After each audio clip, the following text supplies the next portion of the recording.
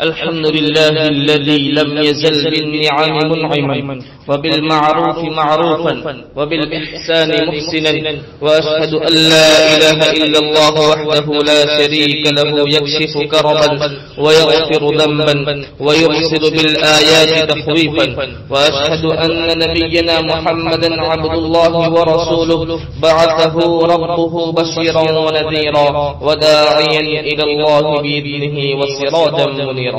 أما بعد، فأوصيكم عباد الله وإياي بتقوى الله، فإنها شعار المؤمنين ودثار المتقين ووصية الله عليكم أجمعين. ولقد وصينا الذين أوتوا الكتاب من قبلكم وإياكم أن اتقوا الله.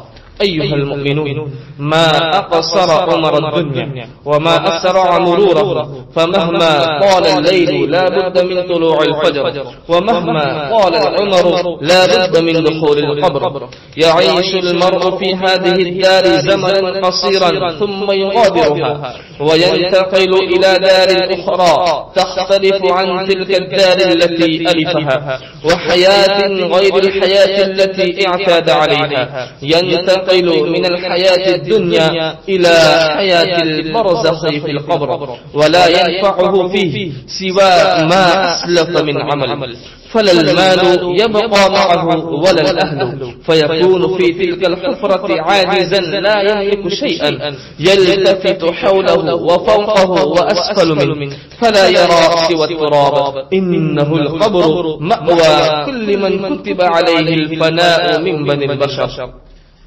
إن الإيمان بعذاب القبر ونعيمه للروح والجسد معا وسؤال الملكين للميت في قبره من أمور العقيدة المجمع عليها عند أهل السنة والجماعة بدليل القرآن الكريم والسنة النبوية المباركة وإجماع علماء المسلمين. وقد قال الإمام أبو حنيفة رحمه الله في الفقه الأكبر: وضغطة القبر وعذابه حق كائن للكفار ولبعض عصاة المسلمين. وقال الإمام أبو منصور البغدادي في كتاب الفرق بين الفرق: وقطعوا أي أهل السنة والجماعة بأن المنكرين لعذاب القبر يعذبون في القبر. وقد تضافرت الأدلة من القرآن والسنة في الدلالة على ثبوت عذاب القبر، وتنوعت في أساليب تقريره، فمن ذلك قوله تعالى: وحاق بآل فرعون سوء العذاب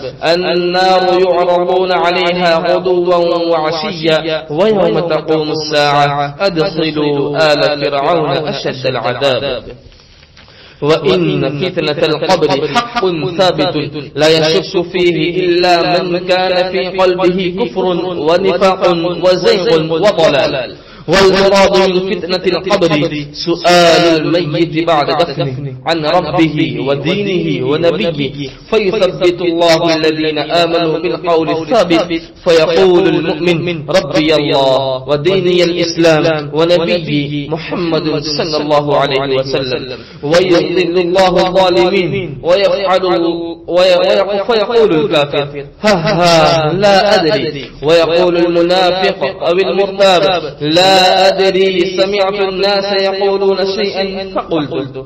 إخوة الإيمان، وقد روى الإمام الترمذي بسنده عن رسول الله صلى الله عليه وسلم أنه قال لأناس: فأكثروا من ذكر هادم لذات الموت، فإنه لم يأتي على القبر يوم إلا تكلم فيه فيقول: أنا بيت الغربة، وأنا بيت الوحدة، وأنا بيت التراب، وأنا بيت الدود. فإذا دفن العبد المؤمن أي الكامل قال له القبر: مرحبا وأهلا، أما إن كنت لا حب من يمشي على ظهري إلي، فإذ وليتك اليوم وصرت إلي فسترى صنيعي بك. قال: فيتسع له مد بصره ويفتح له باب إلى الجنة. وإذا دفن العبد الفاجر أو الكافر قال له القبر: لا مرحبا ولا أهلا، أما إن كنت لأبغض من يمشي على ظهري إلي،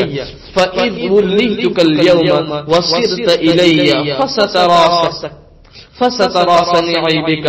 قال فيلتئم عليه حتى تلتقي عليه وتختلف أضلاعه. قال أي الطابي؟ قال رسول الله صلى الله عليه وسلم بأصابعه فأدخل بعضها في جوف بعض.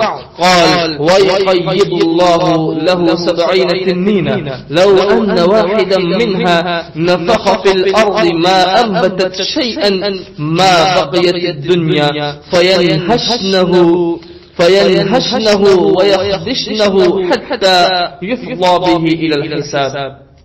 ففي القبر إما النعيم المقيم وإما العذاب الأليم. فمن بناه في الدنيا بصالح الأعمال طاب له فيه المقام، ومن أهمله وتناساه ذاق فيه أشد العذاب، وما ربك بظلام للعبيد. بارك الله لنا ولكم في الكتاب والسنة، ونفعني وإياكم بما فيهما من الآي والذكر والحكمة. فأستغفر الله لي ولكم واستغفروه إنه هو الغفور الرحيم.